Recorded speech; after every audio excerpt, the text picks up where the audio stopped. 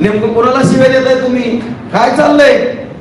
आणि नेमकं नीट समजून तरी विषय घ्या तुम्ही. का मराठा समाजाने तुमचा आदर केला, तुमचा मान सन्मान केला, कशाला पुराच्या वाटत जायचं म्हणून सगळी मराठीचे आमदार बिचारी गप बसतात, सगळे मंत्री माजी मंत्री गप बसतात, तुमच्या शिव्या खात्यात आयमाय काढता. मला तर म्हणता संडासला बसला मुताला गेला, ही भाषा आहे का तुमची? अरे माझ्या आताड्याला इन्फेक्शन झालं होतं म्हणून मी तुम्हाला 4-5 दिवस लेट आलो भेटायला. आम्हाला संडास मध्ये बसला काय अशा जर भाषा काय पद्धत आहे का ही बोलायची? ही सुसंस्कृतपणा तुमचा झाला का? हे छत्रपती शिवरायांनी आपल्याला शिकवलंय का? या प्रश्नाचं उत्तर द्या. आता तुम्ही मगा सुद्धा म्हणले माजलगावच्या सभेमध्ये त्या राजेंद्र राऊत आमदाराला असं तसं, त्यांच्या ताईला विचारा आरक्षणाची काय गरज आहे. अरे आरक्षणाची गरज माझ्या बायकोला पण माहित आहे. परत म्हणले त्याच्या आईबापाला विचारा, माझ्या आईबापाला पण माहित आहे दादा, माझ्या बायकोला पण माहित आहे. आता माझ्या बायकोने आईबापाने काय केलं तुम्हाला काय बोललेत का? मी तरी काय बोललोय का? आता बार्शी तालुक्यातले मराठ्याची पोरं जर तुम्हाला प्रश्न विचारत असतात आणि तुमच्या जर नाकाला झुमला असेल मायाबद्दल आणि माझ्या कुटुंबापर्यंत जर तुम्ही जात असाल आणि तुम्ही म्हणता त्या माजलगावच्या सभेमध्ये हे त्या राजेंद्र राऊताच्या दारात जागा आहे का सभा घ्यायला? दादा मी पण छत्रपतीचा मावळा आहे. माझ्या पण घराण्यानं या हिंदवी स्वराज्यासाठी छत्रपती शिवाजी महाराजांच्या घराण्यासाठी गादीसाठी रक्त सांडलेलं माझं घराणं आहे. इतिहास बघा. मी पण या तालुक्यामध्ये मराठा समाजासाठी रक्त सांडलंय, जेलमध्ये गेलोय ते पण बघा. आणि तुम्हाला एवढी खुमखुमी जर असाल तर राजारावताच्या दारात सभा घ्यायची. तुम्ही जर मराठा समाजासाठी प्रामाणिक उद्देशानं कुणाला मॅनेज न होता किंवा एकाला टार्गेट करून, एकाला म्हणजे ती फडणवीसांचं मी म्हणत नाही, महायुती सरकारचं म्हणतो, शिंदे साहेब मुख्यमंत्री आहेत मराठ्याचे आहेत, फडणवीस साहेब प्रमाणाचे असतील असू द्या, अजितदादा पण मराठ्याचे आहेत.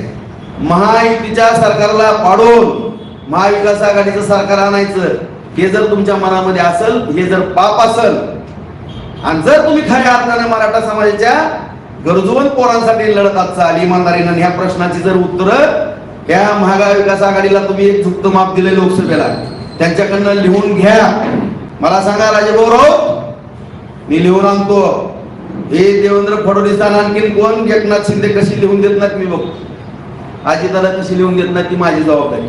आणि जर त्यांनी नाही लिहून दिलं, सगळे पत्रकार मराठा समाज बांधव तुम्ही राजकीय संन्यास राजाभाऊ राऊतचा आज जाहीर आपला राजकारणाचा संबंध नाही, यांनी जर नाही लिहून घेतलं तर या तिघांकडनं, पण तुम्ही ह्या तिघांकडनं लिहून आणायची जबाबदारी तुमची, ह्या तिघांकडनं आणायची जबाबदारी माझी.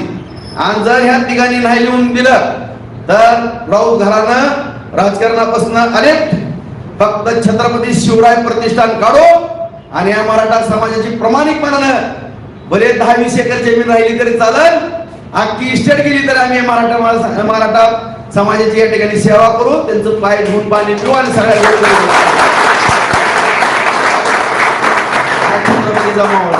तुम्ही प्रामाणिक भूमिका घ्या.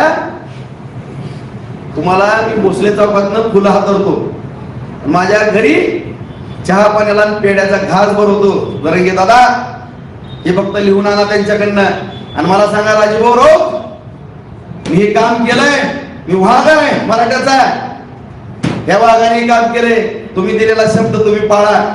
तुमचा हातात कागद घेतो लगेच एकनाथ शिंदे साहेब, फडणवीस साहेब, नाजीदादांकडे जातो, त्यांना सह्या मागतो. जर नाही सह्या दिल्या तर बार्शीत अशीच पत्रकार परिषद घेतो आणि राजेंद्र राऊत घराण्याचा राजकीय संन्यास जाहीर करतो. दादा हा माझा शब्द राहील. पण जर ह्या मराठ्याच्या छाव्याला, छत्रपतीच्या मावळ्याला डावचाचा प्रयत्न केला तर हे मराठ्यांसाठी आणि हिंदवी स्वराज्यासाठी रक्त सांडणार घराणं आहे. आणि खंडोजी खोपड्याच्या भूमिकेत जर येईल तर राजा राऊत म्हणतात मला काय परिणाम होईल, अख्खा महाराष्ट्र इतिहासामध्ये नोंद करणे या राजा राऊताची. माझं डोकं फिरवू नका तुम्ही, एवढेच हात जोडून विनंती करतो.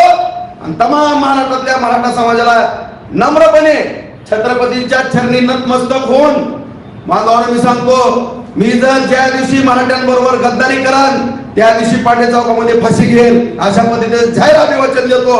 आणि जरंगे दादा पुन्हा एकदा सांगतो, फक्त प्रामाणिक मराठा म्हणून माझ्या दारा द्यायचं, आणखीन पण पेढा भरेल. खंडोजी खोपड्याचा जर रोल केला तर मोठी शिक्षा सुद्धा व्हावं लागेल. ही राजा भाऊरावचं चॅलेंज आहे. कोण मराठाचा माणूस बोलत नव्हता, पण आज ही पट्ट्या राजाराव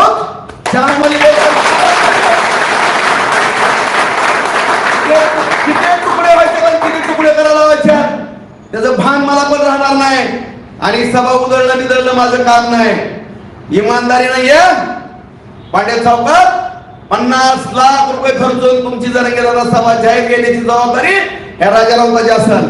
आणि प्रत्येक घरातला बाया माणसासहित अख्खा मराठा समाज भगवंताच्या ग्राउंड किंवा पाटील सावकार आणून उभा करण्याची जबाबदारी राजाभाऊरावची असेल.